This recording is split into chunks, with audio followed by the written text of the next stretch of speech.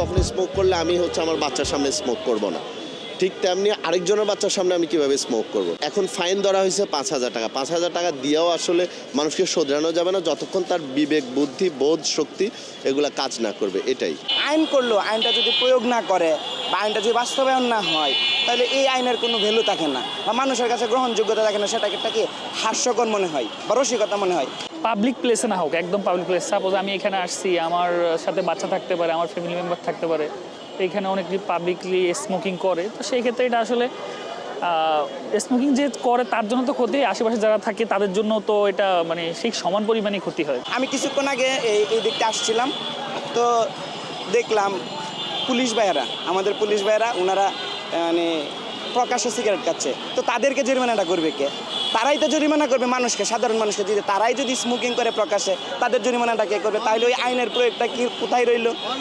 মানে ফাইন আসলে ফাইন ব্যাপার না, ফাইনটা এখানে আসলে লটা হচ্ছে যে অ্যাপ্লাই করতে হবে, এটা হচ্ছে ইমপ্লিমেন্ট হচ্ছে না। বিষয়টা হচ্ছে কি, আমরা যদি এটা বাইরের কান্ট্রিগুলোতে যেভাবে দেখা যায়, বাইরের কান্ট্রিগুলোতে তারা কোথাও স্মোক বা পানির পিক ফেলতে হইলেও তারা খুব সিনসিয়ারলি চিন্তা করে।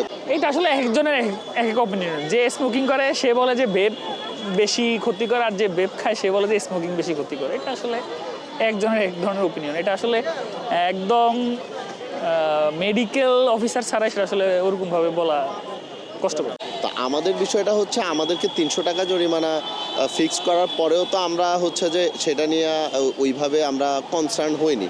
তো এখন আমি পার্সোনালি যেটা মনে করি, গতকালকে আমার এক কলিগ, সে হচ্ছে যে আমাকে বলতেছে যে ভাই চলেন একটু নিচে যাই। তো ও মূলত চা খাবে বা সিগারেট খাবে। তখন আমি তাকে বললাম যে সিগারেট এখন খেলে কিন্তু পাবলিক স্পেসে খেলে 2000 টাকা ফাইন হবে।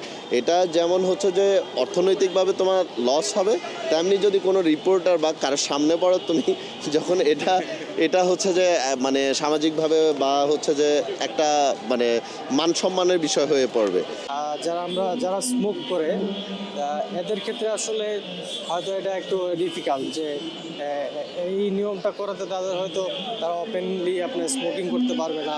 আর হচ্ছে যারা এই বিষয়গুলোকে তাদের পার্সোনালি নেয় যে না এটা হচ্ছে আমি স্মোক করি, এটা আমি আমার ব্যক্তিগতভাবে যে আমি স্বাধীন দেশের নাগরিক হিসেবে করতেই পারি।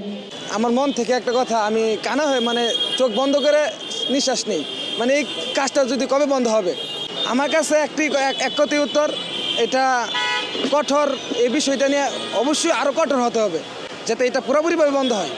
তাই হোপ দ্যাট যদি এটা কার্যকরী হয়, 2000 টাকা হয়তো নিবে সেটা বিষয় না, মেইন বিষয়টা হচ্ছে মানুষকে হচ্ছে সচেতন করা।